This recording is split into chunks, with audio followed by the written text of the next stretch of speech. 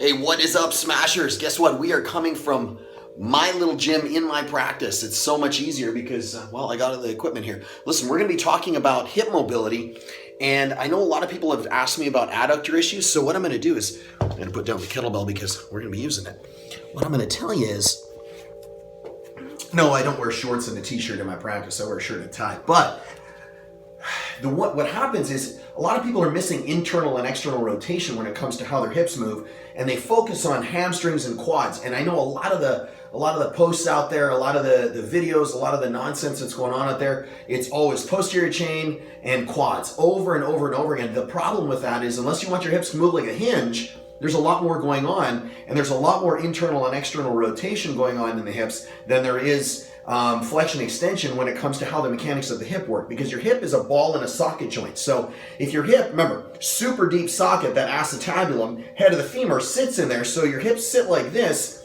and you bobble around on top of those all day long. And if the hips don't have that full 360-degree rotation, when they start ratcheting through here, they start to end up riding up on that labrum. They chew up that labrum, and they also hammer out that articular surface, that joint surface, and it gets all pitted and just kind of nasty, and you wind up with you're missing the roll, slide, glide, just like the shoulder, right? You're supposed to have that roll, slide, glide. If you don't have that, you wind up chewing up the joint surface, and then your hips last, well, they don't. How about that? They don't last. So that's number one. Number two is we need to undo these adductors, because they're going to pull the knees in for one, but they're going to force everything else on the outside of the hip that does external rotation to work twice as hard. They get tired, they get exhausted, you lose your bracing ability, you drop into a squat, you wind up folding your knee in, you tear out your meniscus, and you wonder why, when all could have been avoided by using the adductors. So if we look at the way the adductor complex works, the adductors they do adduction, so they bring the hip into the midline. They do flexion and extension. See, you didn't think that. They do flexion and extension based on where the position is.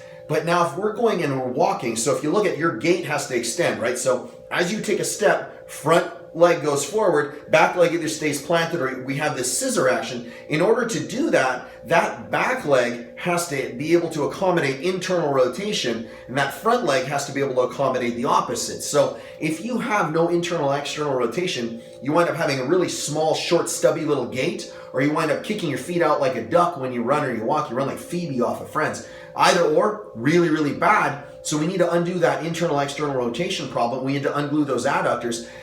As a matter of fact, if you're having low back pain, you're having knee pain, check your adductors first. I bet that's probably part of the problem. So I'm going to show you 3 things that you're going to do. Clean up the adductors, clean up the way the hips work, and then you're going to go out and hit a bunch of PRs, because I think there's something coming up, CrossFit Games or something like that. It's right around the corner. So a lot of these guys are going to be hammering the hips to death, and I know a lot of you guys follow me that are competing. So what I'm going to have you guys do is, this is a really easy warm-up. You can do this stuff anywhere. So the first thing we're going to do is what's called a 90-90. So instead of hitting external rotation, using a band, hitting internal rotation, using a band, using a kettlebell, using some kind of funky ball, it doesn't really matter. There's all kinds of stuff you can do that's great. What if you can do all this stuff without all the extra equipment? Yeah. So we're going to do an internal external rotation drill just by sitting on the ground. And this stuff would be awesome if you want to hit say a really heavy snatch for a 1 rep.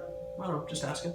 Because you have to drop down into the bottom of the hole. That's number one. Number two is if you're going to be sprinting, running, swimming, riding a bike, all this stuff, or if you walk, jump, hop, it doesn't matter. All the stuff you do involves the way the hips work. If the hips don't move properly, you're not going to have anything that's working. So the first thing we're going to do is we're going to test the hips, see if they're even moving right. So what you do, check this out, so easy. Yeah, I got funky socks on. So we're gonna lay on our back. I'll get like this just so you can see. So we're gonna lay on our back. We're gonna take the opposite leg, and we're just gonna reach across, and we're gonna pull it across. So I'm gonna show you what a fail is. So I'm at 90 degrees with my knees. I'm gonna lay on my back. I'm gonna bring the knee up until it's just past 90. I mean, I should have a lot of flexion, but if you don't, if you're only here, that's fine. I want you just past 90. You're gonna reach up, grab the knee, and you're gonna bring it across and then up. If you do that and you wind up doing this, so if you watch, this is a fail. So I'm gonna come up and I'm gonna roll. That's a fail, that's one fail. The second fail is if I come up and across, or across and up, and I go, holy crap, that hurts. That's a fail. So I should be able to come up and across, or across and up, and I should be able to do this without rolling or without smashing into the top of my acetabulum. All right, that's the test. If you don't do it, you fail. That's it. So now we're going to do what's called a 90-90. I wrote about it and then I realized so much easier just to show you the video. So 90-90 is pretty straightforward. We'll move the camera. Camera skills are confined spaces in here. So you just get, we'll do this side first just so you have an idea so it's easier to see. 90 degrees, 90 degrees. So I'll do this. So I am in 90-90, okay? So back leg is 90 degrees at the knees, front leg is 90 degrees at the knees. I'm gonna put my hand here. This hand is right here. So this hand's free, but I'm gonna post out with it. And then I'm just gonna lean forward till I feel that external rotation. Here's the best part. Take this hand, bring it behind you. Yeah, this is so much fun. And then you're gonna feel an internal rotation on this leg. Yeah, this is pretty gnarly. That is friggin' awful. So we'll spin this way so you can see what the hell I'm doing. So 90-90, 90 degrees here, 90 degrees here, hand here, lean forward, hold. How long? Yeah, 2 minutes, that's number one. Number two is reach back behind you. Hold how long? 2 minutes. That's the first one. Second one is easy. If you have a barbell, use a barbell. But if you don't, we're gonna do what's called a split reach. But we can use a, I'll move this just a bit. We can use a rig, or if you're somewhere that doesn't have a rig, you can use anything else, like a doorway or a coffee table. So I'm gonna be outside wide. My knees are outside the edges of the rig. I'm gonna either reach up and grab the rig and pull myself forward, but I want my feet dorsiflexed. So my feet, I know there's all this, by the way, crossover symmetry, pretty badass stuff. So I like it, they sent me this stuff, I dig it. So you're gonna lean all the way forward and grab the rig, hang out, knees locked out. How long? Dos amigos. All right, last one. My phone decided to have a mind of its own and just turn off. So we're gonna do the last bit of the adductors, but this is a little bit of a variation on a quadruped stretch. So you're gonna get into quadruped, okay? This is like the frog stretch, except what I want to do with my back feet is I'm gonna bring them, they're a foot apart. So my back feet are a foot apart. I'm in a nice solid hollowed out position, so my midline's engaged. I'm gonna go back as far as I can. Here's the trick, I'm gonna bring my arms forward. So I'm going back as far as I can. Feet are 1 foot apart. So remember, start like this. Feet are 1 foot apart back here. I don't want them turned out like I normally have you on the wall. So you're gonna push yourself back, hold for 2 minutes, and then you're gonna come all the way forward. Feet aren't changing.